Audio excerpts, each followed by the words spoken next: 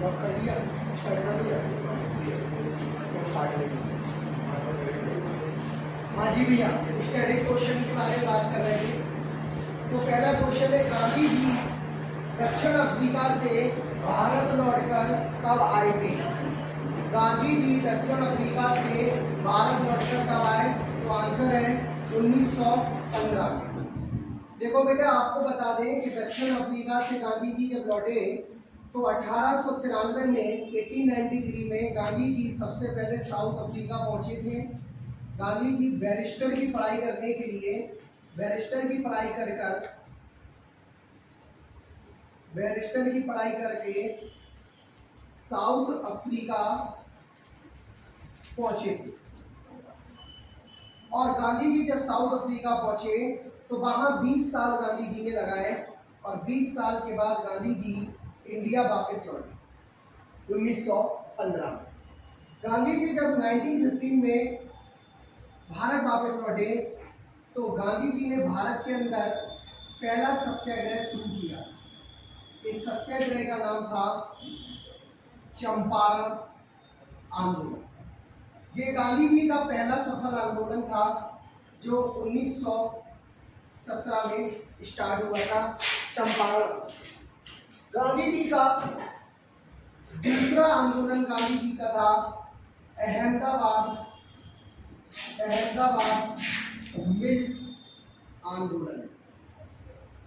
गांधी जी का तीसरा आंदोलन था खेड़ा आंदोलन।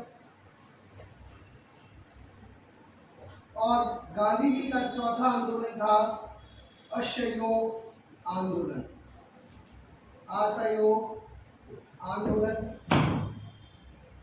गांधी जी का चौथा आंदोलन था, चौथा तो वही है। गांधी जी का पांचवा जो आंदोलन था, इस आंदोलन का नाम था सविनय अवज्ञा आंदोलन। और गांधी जी का छठवां जो आंदोलन था वो था आपका भारत छोड़ो आंदोलन। तो गांधी जी ने भारत के अंदर इतने आंदोलन किए। इन आंदोलनों में बहुत सारी घटनाएं हैं, जैसे चंपारण आंदोलन जो है वो नील की खेती के लिए हुआ था। और ये बिहार के मोतिहारी नामक स्थान पर शुरू हुआ था। बिहार के मोतिहारी नामक स्थान पर इसको शुरू किया गया। गांधी जी का अहमदाबाद मिल्स आंदोलन कपड़ों की मिल्स के लिए था और खेड़ा आंदोलन किसानों के द्वारा लगान माफी के लिए था। असहयोग आंदोलन के समाप्त करने के लिए गांधी जी एक घटना जिम्मेदार थी, जिसे चौरी चौरा की घटना के नाम से जानते हैं, जो 1922 में घटी। चौरी चौरा की घटना 1922 में घटी थी।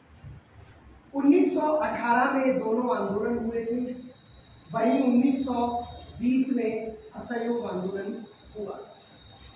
अगर हम सविनय अवज्ञा आंदोलन की बात कर लें तो 1930 में यह आंदोलन घटा और भारत छोड़ो आंदोलन 1942 में। सविनय अवज्ञा आंदोलन में दांडी यात्रा को निकाला गया था और इसमें नमक कानून तोड़ा गया था। क्या तोड़ा गया था? नमक कानून तोड़ा गया। देखिए 1915 भारत के इतिहास में क्यों महत्वपूर्ण है, क्योंकि अगर हम बात करें 1915 की तो आपको बता दें कि इसी डेट को याद करने के लिए गांधी जी 7 से 9 जनवरी को भारत वापस आए। 7 से 9 जनवरी 1915 को गांधी जी क्या हुए थे? भारत आए। जब गांधी जी 7 से 9 जनवरी को भारत आए थे तो इसी डेट को याद या दिनांक को याद रखने के लिए हमने प्रवासी सम्मेलन की शुरुआत की। प्रवासी सम्मेलन आप जानते हो, जो उन विदेशी लोगों के लिए है, उन भारतीय मूल के लोगों के लिए है जो भारत में क्या करते हैं, भारत में जो काम कर रहे हैं। ठीक है, कहने का मतलब है कि उन भारतीय मूल के लोगों के लिए है जो भारत में पैदा हुए या उनके माता पिता दोनों में से कोई एक भारत में रहे हो और वो विदेशों में काम कर रहे हैं, भारत में पैसा भेज रहे हैं, तो उन्हें हम प्रवासी सम्मेलन के नाम से हमने जानते हैं। तो 7 से 9 जनवरी के बीच में मनाया जाता है। इसके अलावा प्रवासी दिवस कब मनाया जाता है? तो इसी तारीख को याद रखने के लिए प्रवासी दिवस मनाते हैं। कब? 9 जनवरी। तो 9 जनवरी को हम प्रवासी दिवस के रूप में मनाते हैं। तो गांधी जी जब दक्षिण अफ्रीका से लौटे तो वो 1915 में लौटे। इसका आंसर है, ठीक है। 1893 के बारे में मैंने अभी आपको बताया है कि गांधी जी बैरिस्टर की पढ़ाई करने के बाद अफ्रीका महाद्वीप के बाद महाद्वीप जो हमारा कॉन्टिनेंट है वहां पहुंचे। क्वेश्चन नंबर अगला आता है, यूएनओ में स्थायी सदस्य कितने होते हैं? तो यूएनओ में स्थायी सदस्य की हम बात कर ले तो यूएनओ में स्थायी सदस्य 10 होते हैं। देखिए यूएनओ क्या है? तो यूएनओ जो है वो 24 अक्टूबर 1945 को बनाई गई। यूएनओ एक विश्व में शांति फैलाने वाली संस्था है। शांति फैलाने वाली क्या है? संस्था है। लेकिन यूएनओ का जो विचार आया था, अगर हम इसके विचार की बात कर ले तो इस विचार को 1942 में आया। यूएनओ का विचार आया था 1947 में, लेकिन बनी थी 1945। यूएनओ को बनाने की जिम्मेदारी या रिस्पॉन्सिबिलिटी जो थी वो अमेरिका के साथ साथ पूरी दुनिया के 50 देशों ने मिलकर इस यूएनओ को बनाया। अमेरिका के राष्ट्रपति थे जिनका नाम था फ्रैंकलिन डी रूजवेल्ट। अमेरिका के राष्ट्रपति थे जिनका नाम था फ्रैंकलिन डी रूजवेल्ट। इन्होंने यूएनओ को बनाया। फ्रैंकलिन डी रूजवेल्ट ने यूएनओ को बनाने का भरकस प्रयास किया था। यूएनओ के अंदर 5 स्थायी सदस्य देश होते हैं और 10 अस्थायी सदस्य देश होते हैं। स्थायी सदस्य देश जो है इनका कार्यकाल जीवन पर्यंत होता है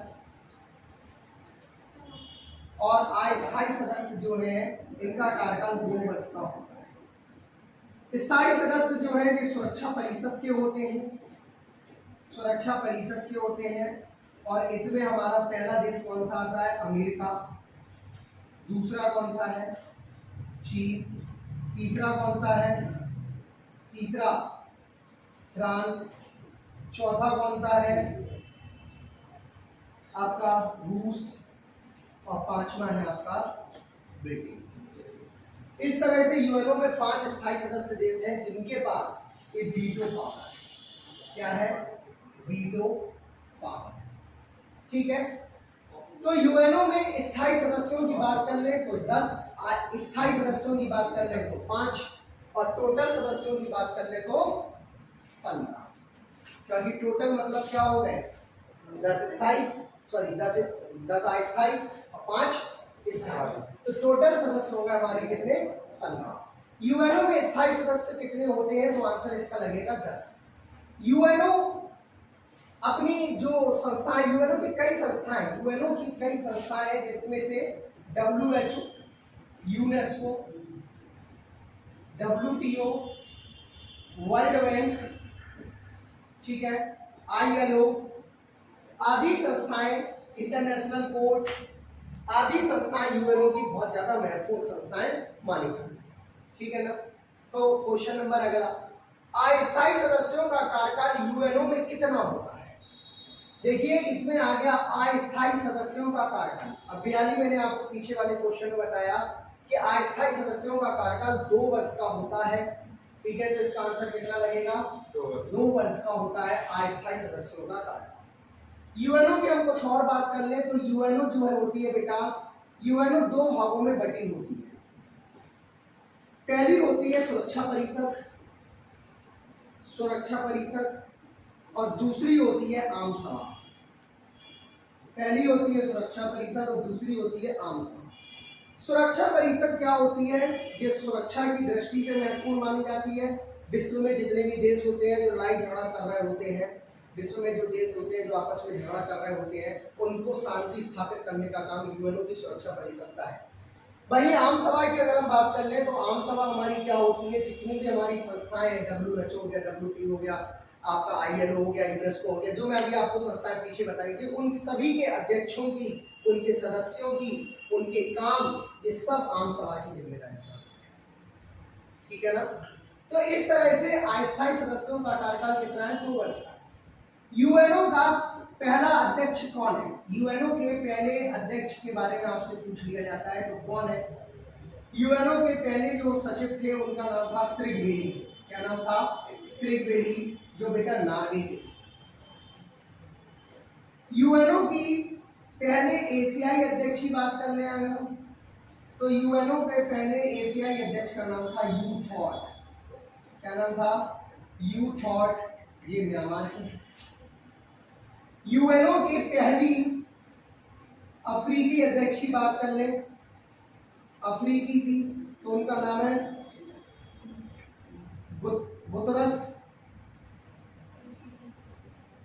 बुतरस घाली। ठीक है। और यूएनओ के वर्तमान महासचिव की बात कर ले, तो वर्तमान में महासचिव कौन है यूएनओ के? Antonio Guterres. एंटोनियो गुतरस, ये बेटा पुर्तगाल आगे है, पुर्तगाल के हैं। और पुर्तगाल की राजधानी क्या है? पुर्तगाल की राजधानी लिस्बन। पुर्तगाल की राजधानी लिस्बन। क्वेश्चन अगला आता है हमारा, स्वराज जन्म सिद्ध अधिकार है, मैं इसे लेकर रहूं, ये कोड किसका है? तो आपको बता दें, बीजी तिलक ने कहा था कि स्वराज हमारा जन्म सिद्ध अधिकार है और मैं इसे लेकर रहूं। बीजी तिलक एनी बेसेंट के साथ जब कांग्रेस अधिवेशन में शामिल हुए, कांग्रेस अधिवेशन में शामिल हुए, तब इन्होंने अपने भाषण में कहा कि स्वराज हमारा जन्म सिद्ध अधिकार है और मैं इसे लेकर रहूं। किसी भी हाल में स्वराज मतलब इस देश में स्वराज आएगा।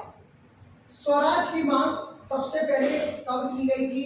तो स्वराज की मांग सबसे पहले 1907 में की गई, कोलकाता अधिवेशन। कोलकाता अधिवेशन में स्वराज की मांग की गई, सबसे पहले स्वराज की मांग। वही हम बात कर ले कांग्रेस की, तो कांग्रेस के गरम दल के जो नेता थे, गरम दल के जो नेता थे उनका नाम था बाल लाल पाल। बाल का मतलब था बाल गंगाधर तिलक, बाल गंगाधर तिलक। लाल का मतलब था लाला लाजपत राय, और पाल का मतलब था विपिन चंद्र पाल। तो कांग्रेस में जो गरम दल के नेता थे वो थे लाल बाल पाल। वहीं मोतीलाल नेहरू, गोपाल कृष्ण गोखले, और ये दोनों के दोनों आपके कौन थे? नरम दल के नेता, नरम दल के नेता। गोपाल कृष्ण गोखले गांधी जी के राजनीतिक गुरु। गोपाल कृष्ण गोखले गांधी जी के कौन थे? राजनीतिक गुरु थे गोपाल कृष्ण गोखले। क्लियर हो गया? नेक्स्ट क्वेश्चन है, राजीव गांधी खेल रत्न पुरस्कार का नाम बदलकर क्या कर दिया गया? आप जानते हैं कि हमारे देश में प्रधानमंत्री नरेंद्र मोदी जी के द्वारा राजीव गांधी जो खेल रत्न पुरस्कार था उसका नाम मेजर ध्यानचंद खेल रत्न पुरस्कार कर दिया गया। ऐसा इसलिए किया गया क्योंकि भारत रत्न दत्ता को देने की बात कही है। आप जानते हो कि मेजर ध्यानचंद जो है इन्हें हॉकी का जादूगर कहा है। क्या कहा जाता है? हॉकी का जादूगर कहा। दत्ता जो थे हमारे, इन्हें हॉकी के जादूगर उस समय कहा जाता था जब हमारे देश के अंदर कोई भी सुख सुविधा नहीं थी, खिलाड़ियों को इतना पैसा नहीं मिलता था। तब दत्ता ने हमारे देश में 1928 से लेके 1956 तक ओलंपिक्स में मेडल्स जीते, गोल्ड। यानी हॉकी का स्वर्ण युग, हॉकी का जो स्वर्णिम युग था वो केवल क्या था? Gold medal. हॉकी का जो स्वर्णिम युग था वो क्या था? Gold medal. 1928 से लेकर 1956 तक का माना। तो इस तरह से हमारे क्या हुए? हॉकी के गोल्ड मेडल के रूप में आए। मेजर ध्यानचंद की अगर हम बात करें तो उस समय मेजर ध्यानचंद ओलंपिक में गोल्ड मेडल जीतने के लिए काम किया था। तो हम लोग इनके भारत रत्न की मांग कर रहे थे। इसकी मांग कर रहे थे, भारत रत्न की मांग कर रहे थे। परंतु ये भारत रत्न हमारी सरकार ने नहीं दिया और हमारे एक व्यक्ति जो क्रिकेटर है सचिन तेंदुलकर को ये भारत रत्न मिल गया। तो इसका बहुत ज्यादा विरोध हुआ कि हमारे गद्दार को सम्मान नहीं मिला। तो इस सम्मान को फिर मोदी जी ने 2020 में ये निर्णय लिया कि जो राजीव गांधी खेल रत्न पुरस्कार है उसका नाम बदल के मेजर ध्यानचंद खेल रत्न पुरस्कार कर दिया, जो दद्दा को सही मायने में सच्ची श्रद्धांजलि होगी। ठीक है, एक क्वेश्चन आपसे पूछ लिया जाएगा कि विश्व का एकमात्र डिजिटल म्यूजियम मेजर ध्यानचंद संग्रहालय कहां पर है? तो मेजर ध्यानचंद संग्रहालय, मेजर ध्यानचंद संग्रहालय डिजिटल संग्रहालय जो है वो कहां पर है? वो है आपका कहां पर? झांसी। विश्व का मेजर ध्यानचंद संग्रहालय जो म्यूजियम है वो हमारा झांसी के। ठीक है, अगला क्वेश्चन आता है हमारा, याद रखना मेजर ध्यानचंद खेल रत्न पुरस्कार के साथ साथ ध्यानचंद पुरस्कार भी मिलता है, द्रोणाचार्य पुरस्कार भी मिलता है। और ये सारे के सारे पुरस्कार 29 अगस्त खेल दिवस के रूप में मनाने के दिन मिलते हैं। कब मिलते हैं? खेल दिवस के रूप में मिलते हैं। क्वेश्चन नंबर अगला है 371 का के तहत किसी विशेष राज्य का दर्जा मिला है? तो आंसर आएगा आपका नागालैंड। देखिए 371 का मतलब क्या होता है कि हमारे देश में एक गॉडगिल समझौता हुआ था। इस गॉडगिल समझौते के तहत भारत में 11 राज्यों को विशेष राज्य का दर्जा है। 11 राज्यों को क्या है? विशेष दर्जा मिला हुआ है गॉडगिल समझौता, जिसमें जम्मू एंड कश्मीर की अगर हम बात कर ले तो वो आपको पता है कि 370 इस पर लगी हुई थी, जिसको विशेष राज्य का दर्जा मिलता है। जम्मू कश्मीर के बाद हमारे जो नॉर्थ ईस्ट के राज्य हैं जिन्हें हम 7 सिस्टर या वन ब्रदर के नाम से जानते हैं, जिसमें आपका अरुणाचल प्रदेश, मणिपुर, नागालैंड, त्रिपुरा, मिजोरम, असम और मेघालय आ जाता है। तो ये 7 सिस्टर हो जाती हैं और सिक्किम हमारा जो है वो वन ब्रदर है। सॉरी, तो 7 सिस्टर और वन ब्रदर जो हमारे हैं इन्हें भी हम विशेष राज्य का दर्जा दिए हुए हैं। तो बेटा 371 का के तहत हम नागालैंड को क्या दिए हुए हैं? विशेष राज्य का दर्जा दिए। नागालैंड 371 का, ये हमारे संविधान का बहुत ही महत्वपूर्ण उल्लेख है। मणिपुर, मिजोरम, इसी तरीके से आगे बढ़ते हैं, का ख ग घ ऐसे आप 7 तक पढ़ेंगे तो ये सारे राज्य इसमें शामिल हो जाएंगे। क्वेश्चन नंबर अगला है, डाटा स्टोरेज के लिए किसका प्रयोग किया जाता है? तो आप जानते हैं कि हमारे देश में डाटा की ही पूरी दुनिया जो है वो डाटा के लिए ही काम कर रही है। ठीक है, डाटा अंबानी दे रहे हैं, आटा सरकार दे रही है, बस हमें कुछ चाहिए नहीं इससे। डाटा और आटा मिलता रहे तो क्या है, सुबह खाना मिल जाए, दिन भर डाटा मिल जाए, टाइम कट जाएगा, लोगों को बेरोजगारी का अंदाजा भी नहीं होगा। सुबह लोग कहते हैं भारत का युवा उठा, अब मुंह धोएगा, ब्रश करेगा और 1.5 GB नेट खत्म करेगा, है कि नहीं? तो वो डाटा और आटा की जीवन चल रहा है। तो डाटा स्टोरेज के लिए हम लोग क्या क्या करते हैं? तो डाटा स्टोरेज के लिए हम लोग सीडी का प्रयोग करते हैं, डाटा स्टोरेज के लिए हम फ्लॉपी डिस्क का भी प्रयोग करते हैं, डाटा स्टोरेज के लिए हम हार्ड डिस्क का ही प्रयोग करते हैं। तो आंसर क्या आएगा? ये सभी। डाटा को स्टोर हम लोग किसी भी रूप में करते हैं। आजकल हम लोग सबसे ज्यादा डाटा का प्रयोग जो है वो पेन ड्राइव के रूप में भी करते हैं, है ना? तो हार्ड डिस्क हो गया, सीडी हो गया, सीडी अब थोड़ा कम हो गया, पेन ड्राइव का प्रयोग ज्यादा करने लगे, फ्लॉपी डिस्क का प्रयोग कम हो गया, फ्लॉपी डिस्क का तो प्रयोग भी लगभग खत्म सा हो गया। ठीक है, तो अब हम लोग डाटा को स्टोर कर ले रहे हैं। ठीक है, नेक्स्ट क्वेश्चन हमारा आता है, भारत के किस राज्य में सर्वाधिक बंदरगाह है? भारत के किस राज्य में सर्वाधिक बंदरगाह है, यानी ऐसा कौन सा राज्य जहां पर सबसे ज्यादा बंदरगाह है? तो बंदरगाह जो शब्द है वो कहां से आया? बंदरगाह शब्द सबसे पहले पुर्तगालियों के द्वारा लाया गया था, पुर्तगालियों के द्वारा लाया गया था। और पुर्तगाल की राजधानी क्या है? पुर्तगाल की राजधानी है लिस्बन। क्या है पुर्तगाल की राजधानी? लिस्बन। पुर्तगाल की राजधानी लिस्बन है। और सबसे ज्यादा बंदरगाह जो है वो महाराष्ट्र में है। महाराष्ट्र के दो महत्वपूर्ण बंदरगाह का नाम क्या है? तो एक का बंदरगाह का नाम है न्याहावा शेवा बंदरगाह,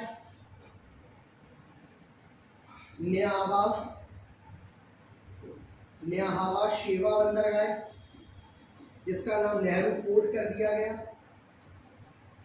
और दूसरा जो बंदरगाह है वो है आपका मुंबई बंदरगाह, मुंबई बंदरगाह ये हमारे लिए सबसे ज्यादा मुंबई के महत्वपूर्ण बंदरगाह के रूप में जाना सबसे ज्यादा व्यापार यहीं से होता है। हाँ ठीक है ना। महाराष्ट्र में इन दो बंदरगाहों से सबसे ज्यादा व्यापार होता है, सबसे ज्यादा मुंबई बंदरगाह से व्यापार होता है।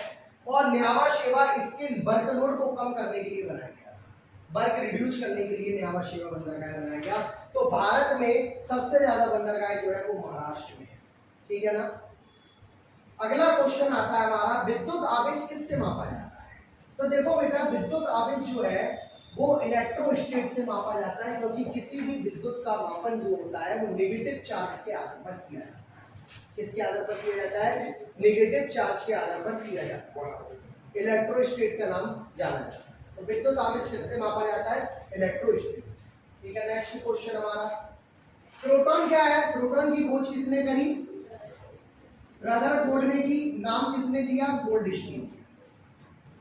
ठीक है, पॉजिटिव कणों की खोज गोल्डस्टीन ने की, नाम किसने दिया? रदरफोर्ड ने दिया। न्यूट्रॉन की खोज किसने करी?